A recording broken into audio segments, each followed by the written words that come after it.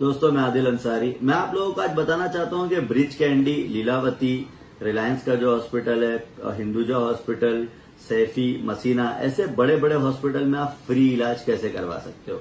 महाराष्ट्र की गवर्नमेंट की एक स्कीम है जिसका नाम है महाराष्ट्र पब्लिक ट्रस्ट एक्ट 1950।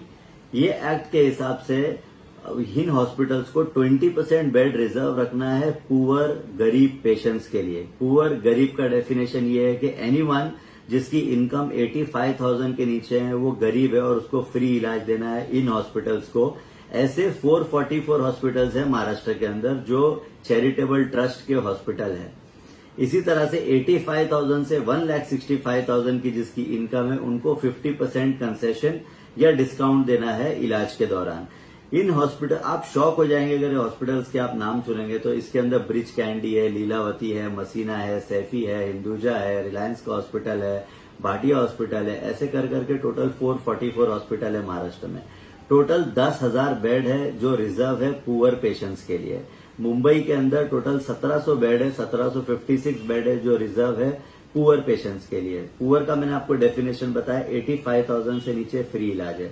आपको क्या करना है, आपको सिर्फ 2 डॉक्यूमेंट चाहिए। एक हो गया आपका आधार कार्ड, दूसरा आपको इनकम सर्टिफिकेट बनवाना पड़ेगा। इनकम सर्टिफिकेट आपको बनवा के इन हॉस्पिटल्स को कांटेक्ट करना पड़ेगा और इनको बोलना पड़ेगा कि आपको ये चैरिटी के अंदर एडमिशन चाहिए।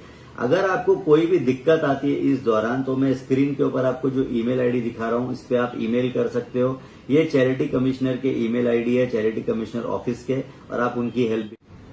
जैसा कि मैंने आप लोगों को बताया, लीलावती, ब्रिज कैंडी, पुणे के अंदर Ruby hall clinic, Jahangir hospital, इतने बड़े बड़े हॉस्पिटल आपको फ्री इलाज क्यों देंगे, आपके मन में सवाल आया होगा। तो आप समझिए गवर्नमेंट इन हॉस्पिटल को सब्सिडी देती है। इनको जो मेडिकल इक्विपमेंट्स है इसके अंदर सब्सिडी मिलती है, इंपोर्ट ड्यूटी फ्री मिलती है, इनको ये सारा सब्सिडाइज रेट में मिलता है।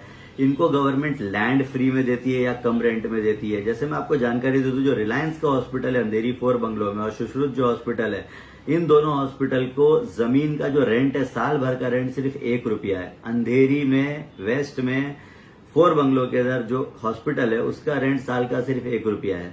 उसी तरह से ये सारे हॉस्पिटल्स को बहुत सारी फैसिलिटी दी है गवर्नमेंट ने। इलेक्ट्रिसिटी और वाटर का जो इनका बिल है इसमें एग्जेम्पशन मिलता है, इनकम टैक्स में इनको एग्जेम्पशन मिलता है।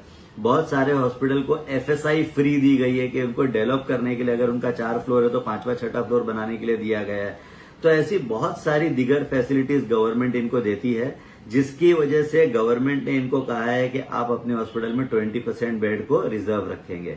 तो आपको ये फ्री में नहीं मिल रहा है, आपका हक है, सरकार ने इनको बोला है और ये फैसिलिटी आप अवेल कर सकते हो।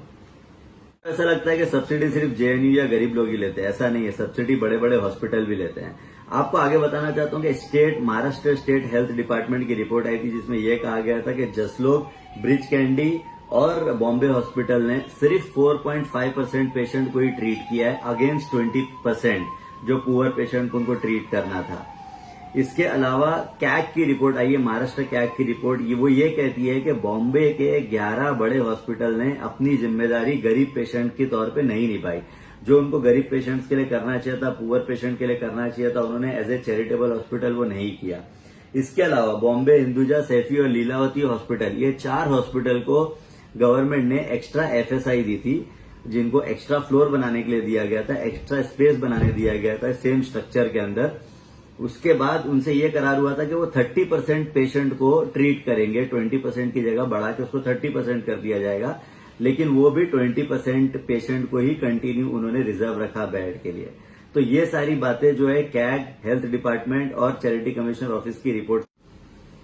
अब आप ये सोच रहे होंगे कि इतना सारा कुछ पुअर पेशेंट के लिए करेंगे तो ये हॉस्पिटल पैसे कैसे कमाएंगे। तो इनको सिर्फ 20% बेड ही रिजर्व करना है, जो कि मोस्ट ऑफ द हॉस्पिटल वो भी नहीं कर रहे हैं। 80% बेड के ऊपर ये मार्केट रेट के हिसाब से पैसा कमाने वाले हैं, तो आपको ये समझना पड़ेगा। दूसरी बात, एक जो चैरिटी कमिश्नर ऑफिस के से जो डेटा आया था, जो हिंदुस्तान टाइम्स की रिपोर्ट में मैंने पढ़ा हूं, उसके अंदर ये कहा गया है कि पिछले 11 साल के अंदर 70 लाख पेशेंट को ठीक किया गया, जो चैरिटी पुअर पेशेंट थे उनको इन हॉस्पिटल्स में, 444 हॉस्पिटल्स में। उसमें से बॉम्बे के अंदर सिर्फ 4.5 लाख पेशेंट को ही ठीक किया गया। बॉम्बे के अंदर 17% बेड है और सिर्फ 6% पेशेंट को ठीक किया गया है। जो बॉम्बे के चैरिटी कमिश्नर थे शिव कुमार दीघे, उन्होंने भी एक बयान दिया था और उन्होंने कहा था कि जो मुंबई के जो बड़े चैरिटेबल हॉस्पिटल है वो अपनी जिम्मेदारी नहीं निभा रहे हैं। आउट ऑफ 10,000 बेड जो है बॉम्बे के अंदर 1700 बेड से ज्यादा है, लेकिन बॉम्बे के अंदर सिर्फ 6% पेशेंट को ही ठीक किया जाता है। तो ये सारा चैरिटी कमिश्नर की डेटा में बाहर आया है रिपोर्ट। यहां तक 2018 में चैरिटी कमिश्नर को एक नोटिफिकेशन निकालना पड़ा और इन हॉस्पिटल्स को कहना पड़ा कि अपने नाम के आगे चैरिटेबल लगाए ताकि लोगों को पता चले कि चैरिटेबल हॉस्पिटल हैं। इसके अलावा मेरे कुछ सजेशन है जो गवर्नमेंट को मैं देना चाहता हूं, जो लोग अगर ये वीडियो पहुंचता है उन तक तो उनको देना चाहता हूं। पॉइंट नंबर 1, इन हॉस्पिटल्स को अपनी वेबसाइट पे ये बताना चाहिए कि चैरिटी के अंदर कितने बेड अवेलेबल है। पॉइंट नंबर 2, जो चैरिटी कमिश्नर की ऑफिस है उसका जो वेबसाइट है वहां पे क्यूमुलेटिव डेटा होना चाहिए सारे चैरिटेबल हॉस्पिटल्स का कि कहां पे बेड अवेलेबल है, कितने बेड अवेलेबल है और पेशेंट कहां जा सकते हैं। इनकम क्राइटेरिया को एक बार देखने की जरूरत है, क्योंकि आज की तारीख में 85,000 का मतलब बहुत कम होता है, जो कि महीने का मेरे ख्याल से 7-8 हजार है। आज की तारीख में 25,000 कमाने वाला आदमी भी गरीब है, तो उसको भी एक बार रिव्यू करना चाहिए कि ये इनकम क्राइटेरिया इसका बढ़ाना चाहिए। 3 लाख 4 लाख भी लोग साल का कमा रहे हैं उनको भी इस स्कीम में ऐड करना चाहिए। 85,000 1,65,000 ये बहुत कम है। इसके अलावा मैं ये भी कहना चाहता हूं कि वार्ड लेवल के ऊपर जो लोग हैं, जो वार्ड ऑफिसर्स बैठे हुए हैं, जो लोकल लेवल पे जो लीडरशिप है, उनको भी ये बात लोगों तक अवेयरनेस करना चाहिए कि ऐसी कोई स्कीम है। सो इन चैरिटेबल हॉस्पिटल को भी अपने रिसेप्शन एरिया में एक एलईडी लगाना चाहिए और वहां पे बताना चाहिए कि कितने बेड अवेलेबल है, कितने बेड खाली है, कितने बेड यूज हो रहे हैं चैरिटी में, 20% जो कोटा है उसमें से। और मैं आप लोगों से महाराष्ट्र की जनता से एक सवाल पूछना चाहता हूँ, क्यों आपको किसी मीडिया ने नहीं ये बताया? क्यों आपको अर्नब गोस्वामी में रात में 9 बजे जब वो पूछता है, भारत प्रोग्राम करता है तो नहीं बताया? क्यों आपको मीडिया वाले ये नहीं बता रहे? क्यों आपका नगर सेवक एमएलए एमपी आपको ये बात नहीं बता रहा है? क्यों सत्ता में बैठे लोग नहीं बता रहे? क्यों अपोजिशन लीडर नहीं बता रहे? क्योंकि यह आपकी काम की बात है, आपको इंटरेस्ट नहीं इन बातों में। आपको इंटरेस्ट है पाकिस्तान, चाइना, इंडिया, वॉर, मंदिर, मस्जिद, ये सब में। आप लोगों को सही सवाल पूछना पड़ेगा। आप लोगों को पूछना पड़ेगा कि अगर आज कोरोना वायरस के दौर में 8 से 10 लाख रुपए तक किसी का बिल आ रहा है हॉस्पिटल में, इलेक्ट्रिसिटी का बिल ज्यादा आ रहा है, तो आपको ये मुद्दे की बात करना पड़ेगी जब आपका नेता मुद्दे की बात करना शुरू करेगा। आप जब तक भटकते रहोगे आपको भटकाया जाएगा। मैं आप सबसे रिक्वेस्ट करना चाहता हूं, इस वीडियो को ज्यादा से ज्यादा शेयर कीजिए, सारे व्हाट्सएप ग्रुप में शेयर कीजिए, एफबी पे शेयर कीजिए, यूट्यूब में शेयर कीजिए, सब जगह शेयर कीजिए। चैनल को सब्सक्राइब कीजिए। आने वाले वक्त में मैं ऐसे बहुत सारे वीडियो लाऊंगा जो गवर्नमेंट की वेलफेयर स्कीम के बारे में, चाहे वो महाराष्ट्र गवर्नमेंट हो चाहे वो सेंट्रल गवर्नमेंट हो। मैं आप लोगों से विदा लेता हूं। आप लोग इस चैनल को जरूर सब्सक्राइब कीजिए और नोटिफिकेशन का बेल आइकन दबाइए। Thank you.